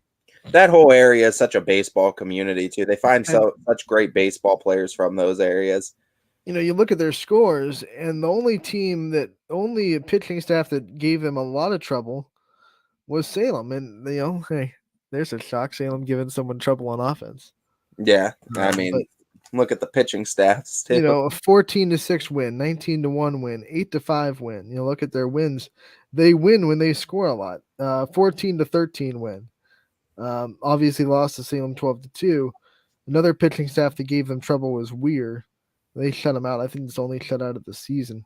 But most of their offensive numbers, most of their wins come when they score a lot of points. You see a 14-10 win, 7-5 win, 7-4 win. So their bats are what they rely on, and they'll rely on them again this year. They'll cross the state lines for a lot of their non-conference games, play a lot of West Virginia teams this year as well. So they get some of West Virginia's best mingled in with some of this area's best for their state tournament. And it's all about just seeing really good teams, and that's the biggest thing. And they're looking at some great pitchers and pitching duels that they're going to have to battle through. And, hey, it's going to prepare them for the tournament, and that's exactly what they're hoping for. Like he said, it might be cold, but you can still get out there and support them for their first games of the season, the 29th and the 30th, against Indian Creek, right? Yes, sir. Yes, sir. And I mean, that's obviously weather providing right now. Weather providing. Monday. It's a Monday and then Wednesday series. We're always going to be optimistic. Yeah, 28th and 30th. Excuse me. We're always going to be optimistic about weather here. You know, we'll cross that bridge when we get there. For now, we're just excited about baseball, softball starting. Yeah, and it is going to start here, and we are definitely excited about that. And, I mean, we still got we got one more basketball game to kind of send us off and welcome in baseball, softball, too. It's like, 2 more games, like a really. perfect day to kind of end and start, because Saturday is when baseball, softball begins, and it's kind of when we're going to say goodbye to basketball season now until next season. 2 more games, really, if you think about it, technically. 2 games. Technically, 2 games, one night, one event, 2 girls games. and boys, yeah. 1 game each for girls and boys left of the basketball season. But baseball, softball opens up this weekend too. So I love that it's the beginning of that season and the ending of the other too. 1 night, 1 event, 2 games. All for a great cause. All for a great cause. That's a great end. I was struggling to end that little promo there. You nailed it. So once again, the conversation with Mike Agnew, if you missed any of it, it can be found at ysnlive.com. Also can be found on our YouTube page, and like all of our video content that goes up. If you head over there, you hit the subscribe button and then hit that notification bell as well, so you never miss a video that we put up on our YouTube account. So you can head over to either one of those and check that out.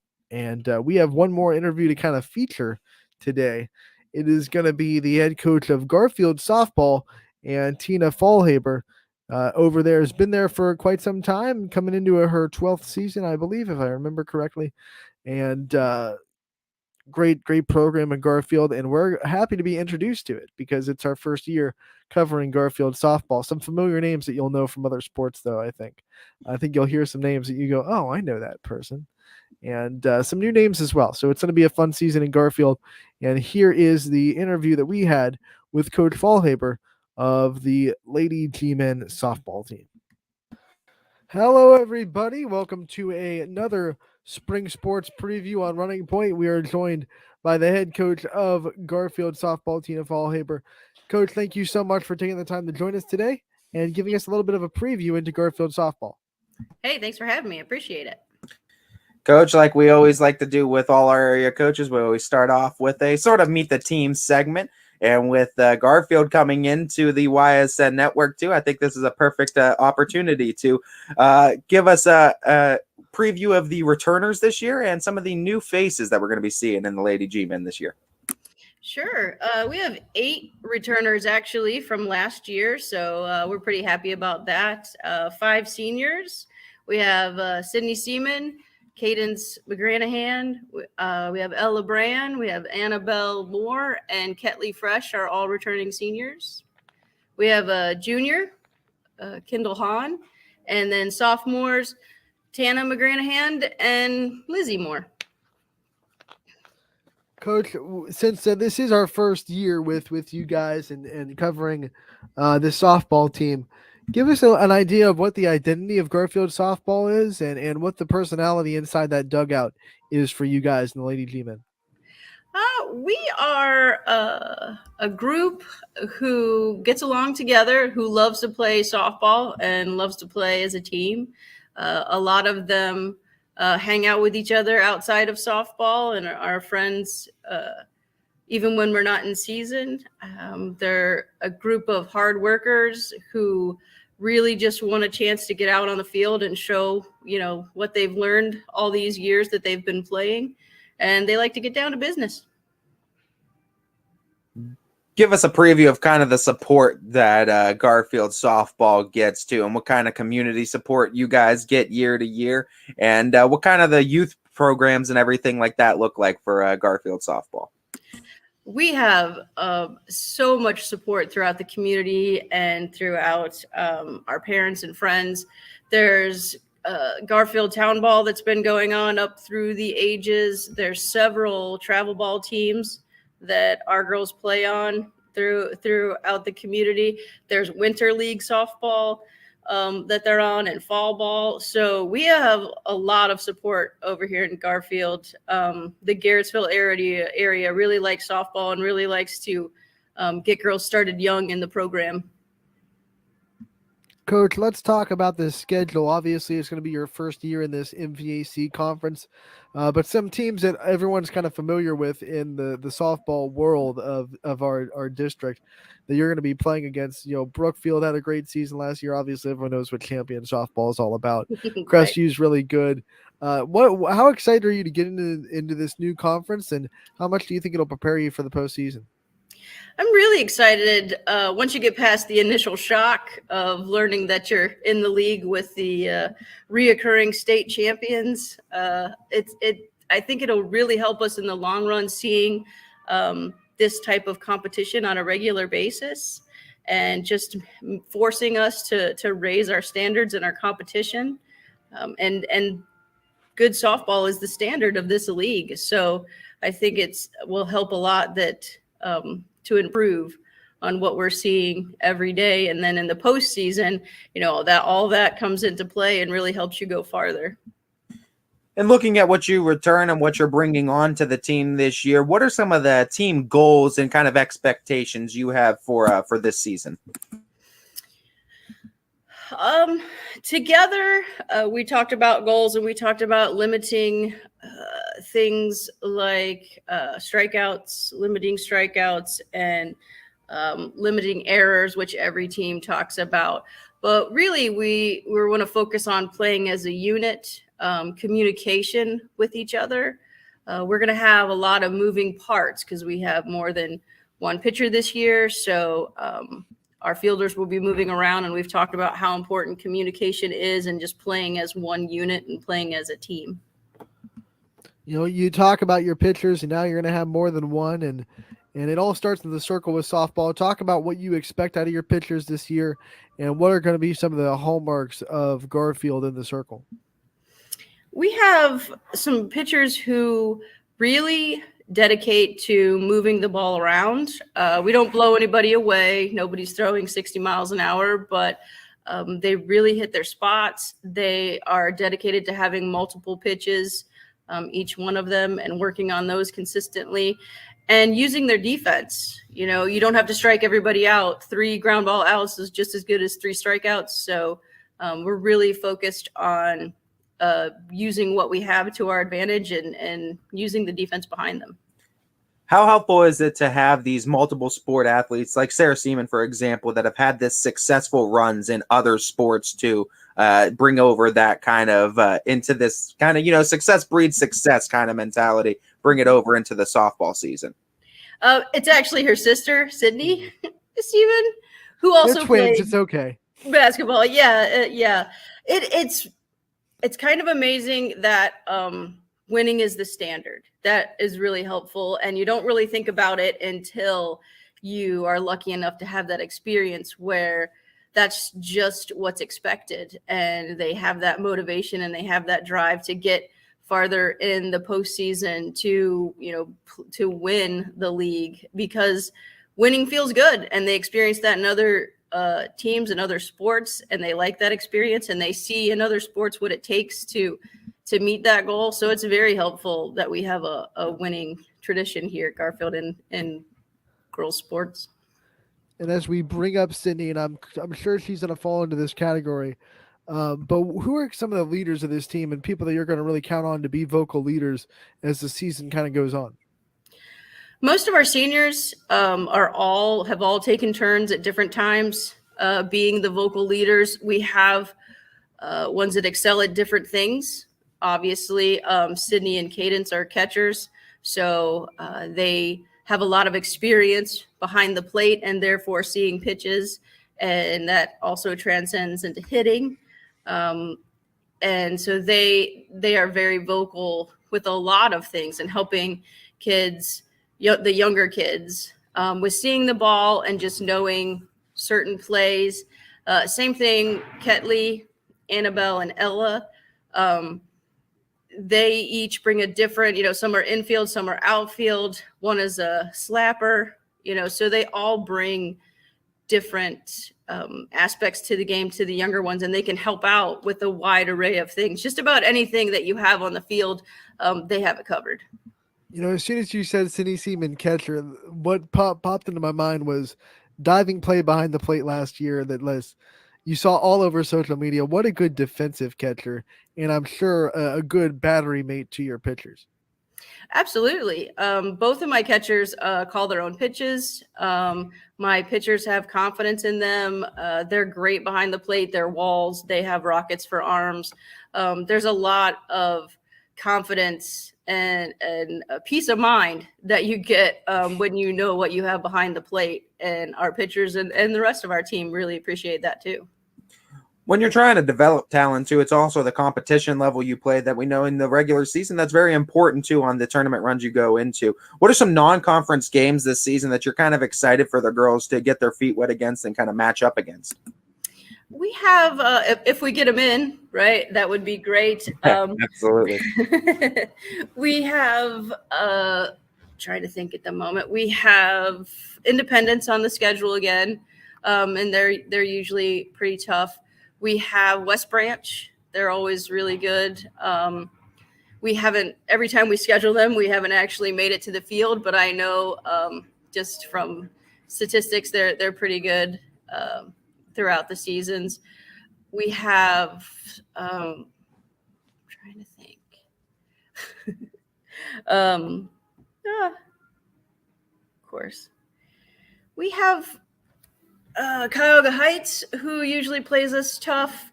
And we have some bigger schools too that we have on there that sometimes they give us a different look at like what they're used to in their competition. So that'll help us. Seems like this West Branch Garfield scheduling is happening in a multitude of sports too. And I love seeing the competition level between these two schools always matching up. Mm-hmm. Yeah, we've tried to for years. It seems like a really good matchup and not a great distance, but we always have to count on Ohio weather to help us out with that. So hopefully, fingers crossed, this year it'll work out. Yeah, and that Ohio weather is turning its ugly head right as we head into the first week of the softball season, which is just no fun. It's been warm for 2 weeks straight. Now we're sitting here with looking at 30-degree weather coming back to us. Ugh.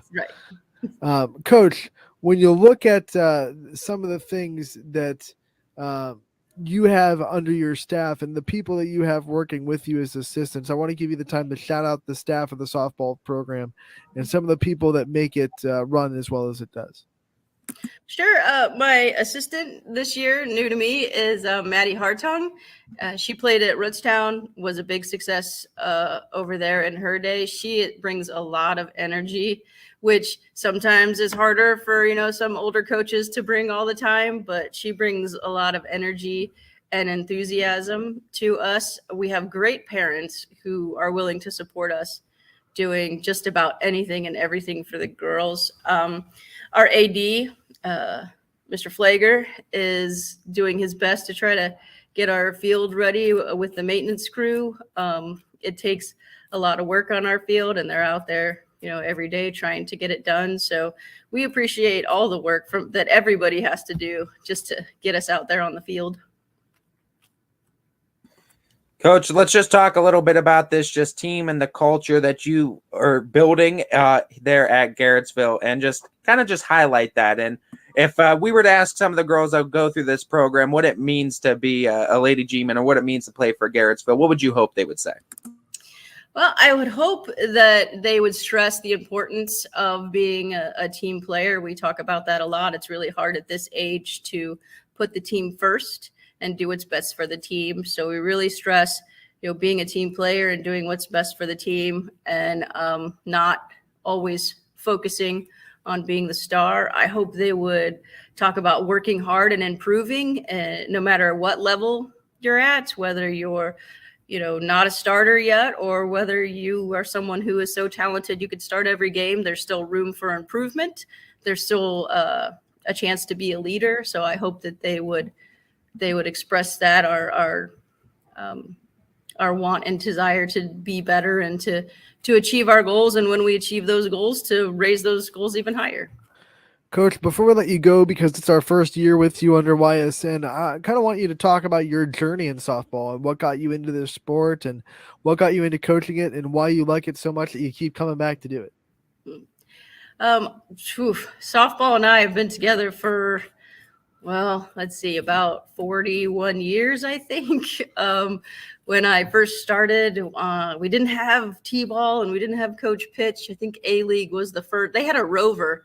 That's how old I am. They had a rover that was kind of the opposite of the shortstop. So out where I'm from, there's not a lot of sports to choose from. And I just started playing softball, fell in love with it, played it all through, middle school, high school. And when it came to coaching, it just seemed very natural, along with teaching, just kind of taking your teaching experience and transferring it into a sport that you love seemed like an amazing opportunity. So this, I'm trying to think of how many years this has been. I'm not really sure. I think 12 as head coach, minus last year. So, and a few years before that in JV. And it's just been fun. The girls are great. It's always a wonderful journey to see them transform, both as people and as players. So that's what keeps me into it. Coach, shout out your first game that hopefully, weather depending, we get in. And if not, maybe the second game as well, that if they want to come out and catch the Lady G-men, they can. Right. We're supposed to play Monday home versus Harding at 5:00. So that would be exciting if that actually happened. Tuesday, we are at Independence. So hopefully one of those two games get in. That'd be great. Both would be awesome, but I'll take what I can get. And we might have to bundle up, but if we have to get them in a giant parka, we'll get them in. Right. Coach, thank you so much for taking the time to join us today and giving us a little bit of a preview into Garfield softball. We appreciate your time so much, and we look forward to talking to you again real soon. Thank you guys so much for what you do and for the opportunity. I appreciate it.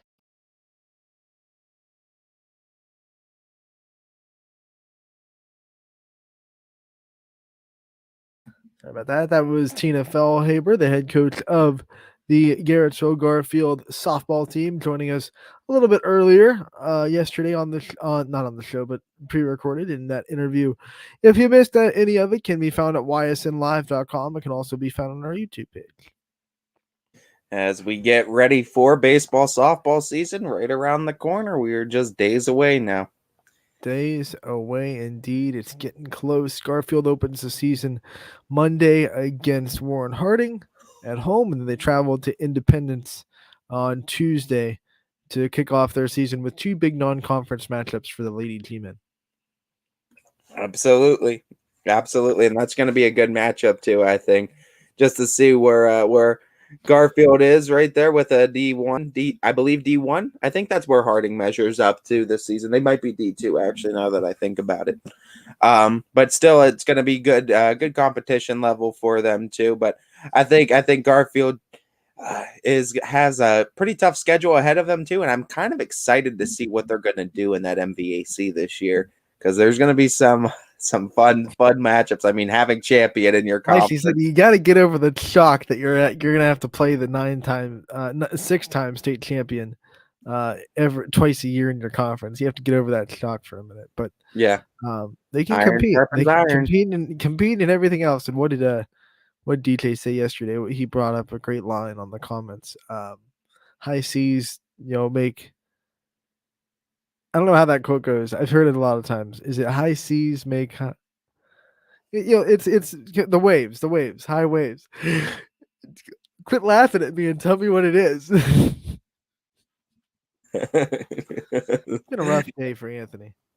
He's high seas, high waves. I don't know what it is. What? I'm just gonna leave it there. I'm just gonna take a break. Like No, it's not. Yeah. No, we're just taking another break. All right. Like Anthony I'm gonna be like Ross and Rachel. We're just taking another break real quick. Another one. Another one. High tide raises all. There it is. There it is. Thank you. High waves, high seas. High waves, high seas. Something about this. I'm taking a break. I couldn't remember. High seas, high waves. I'm taking a break. It's yes. No. There's the quote that you loved so much, Anthony. No, but absolutely, and the competition level, getting back on just that MVAC gray division. We saw it in basketball. We saw it, I believe, in football too. I mean, volleyball as well. I mean, the competition level is staggering in that MVAC gray, and it's comparable with some of the better conferences, I think, in the area, and definitely one of, if not one of the best conferences I think we have under the YSN banner too. And I think it compares with the NE8 too. And I know the NE8 gets a lot of looks, but that gray side of that MVAC has been proven to be pretty tough in a lot of sports this year. You look at the pitching in that conference, with not just Champion, but LeBray has a great pitcher in Desi Allen. You got Crestview in there with Caden Sutton. Now you have Garfield coming in with a great battery. You got Champion that always has someone good in the circle. It's going to be a lot of really good pitching in that MVAC gray tier. Yeah, absolutely. Absolutely. And I'm excited to see who's going to come out on top of it, because Champions always, I feel like, got to be one of the favorite picks. You always got to have them in the conversation, but there's definitely a lot of teams that I think that can give them a run for their money this season. Don't forget, Brookfield was a 17-win team last year and made it to the district championship game, lost to a Matthews team in Division 4 that went all the way to the state championship game. So Brookfield will have something to say in that conference as well. Plenty of tough competition amongst the MVAC gray side too, and the MVAC in general. And it's going to be exciting too. And you want to talk about tough? I mean, not that we really had anyone from the MVAC Scarlet side, but you look at that MVAC Scarlet side, it's going to be just as tough, I think, in the softball realm.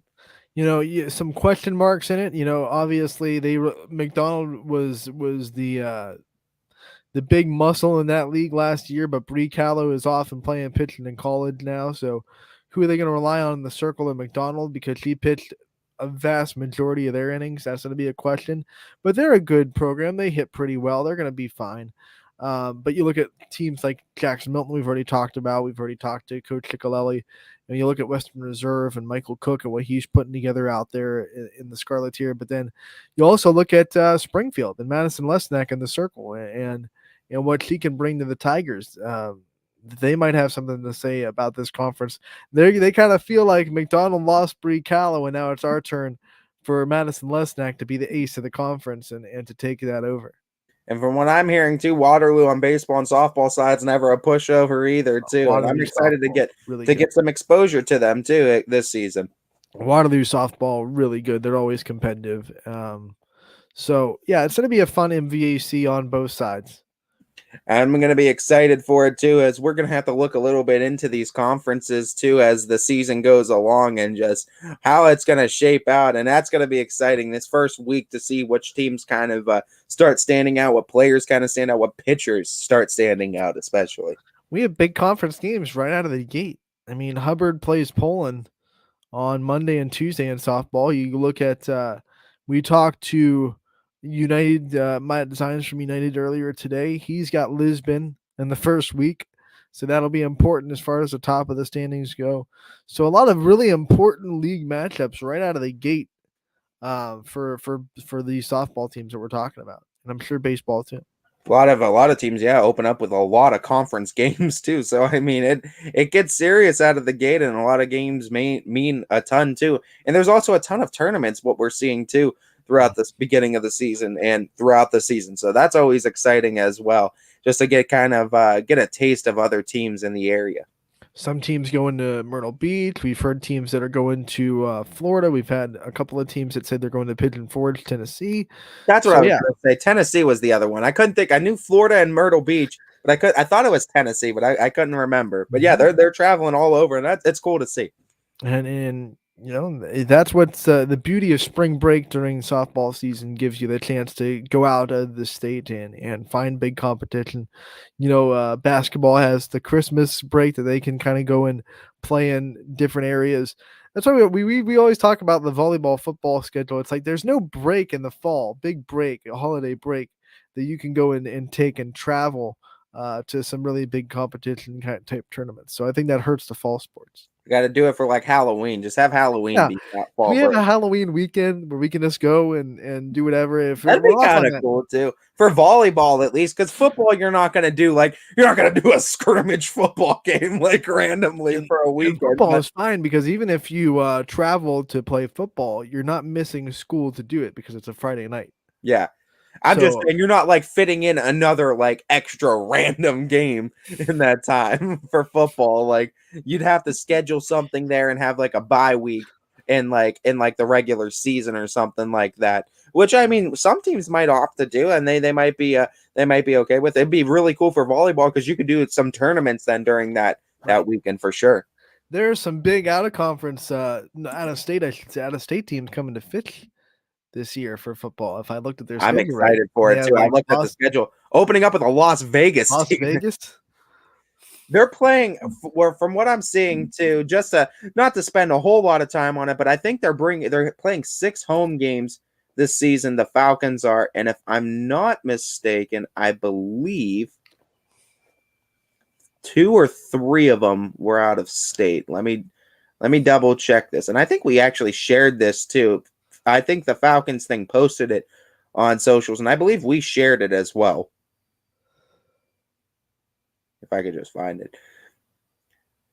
But it is... Here we go. I'm just going to look on here. I have it on here. I'd rather just pull it up. But they open up with this Las Vegas team, and I think they broke that news just a few weeks ago. And let's see, 2022, 23. Yeah, Foothill. They bring in Canton McKinley. They bring in Glen Oak. They bring in Lewis J. Bennett Olmsted. It is a Buffalo, New York team. They also play Massillon, Washington again at home. Boardman and Harding are also at home. So they have 1, 2, 3, 4, 5, 6, 7 home games this season. They play Ursuline away, Strongsville away, Wadsworth away. So all we need is volleyball to find a way to get some out of state competition, or even I'd be happy if they got some tournaments up in Canton that they could go play.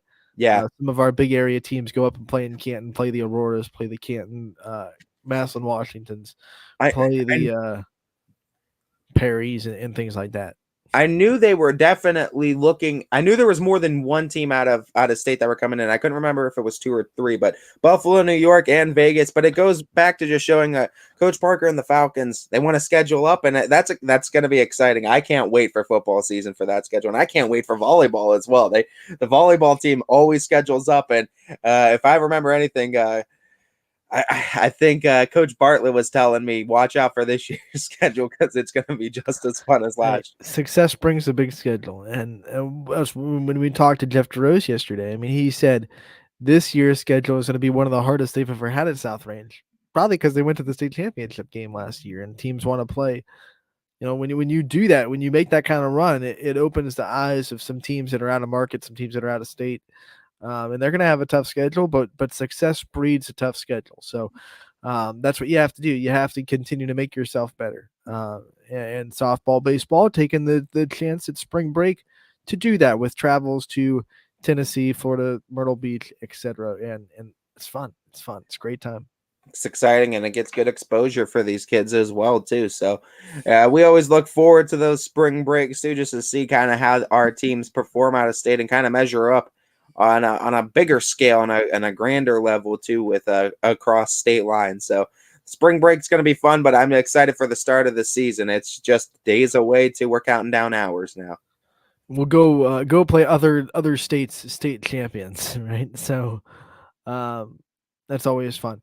Ty, tomorrow's show, I know we're going to have 2 baseball coaches. I know they were kind of late scheduling, so I'm going to have you promote that because I know you got them right before we went on the air. So who are we going to have being able to be featured on tomorrow's show? So tomorrow we're going to be having Coach Andy Barker of the champion Golden Flashes baseball team. He will be he'll be featured on tomorrow's show, and Coach Zatchok too of Western Reserve Baseball also going to be featured on tomorrow's show. So Reserve Baseball tomorrow, Champion Baseball tomorrow. They're going to be pre-recorded. They'll both be on the site as well. So stay tuned for those and more. Tomorrow we're also going to be making our first picks of the year. A lot of baseball game and softball games on Saturday to kind of pick through. So we're going to be doing that tomorrow, having a lot of fun to wrap up the week and go right into spring season. We are so excited. We'll also preview that All-Star game a little bit, go down the rosters again and give you guys a chance to get excited for that All-Star game as well tomorrow. We're going to take a 22-hour break. Casual Sports Podcast coming up next from 2 to 3. I don't know why I'm having a rough Thursday. And then the Power Hour goes from 3 to 4, and that'll have you covered for the evening on ysnlive.com. Stay tuned to our social medias as well, because tonight we will be announcing the offensive players of the year for the boys and girls basketball seasons. So that'll come up on our socials. It'll also be a story on ysnlive.com. So stay tuned for all that. Stay tuned for Casual Sports Podcast. Stay tuned for the Power Hour. Me and Ty, we're out of here. We're going to take a 22-hour break, and we will be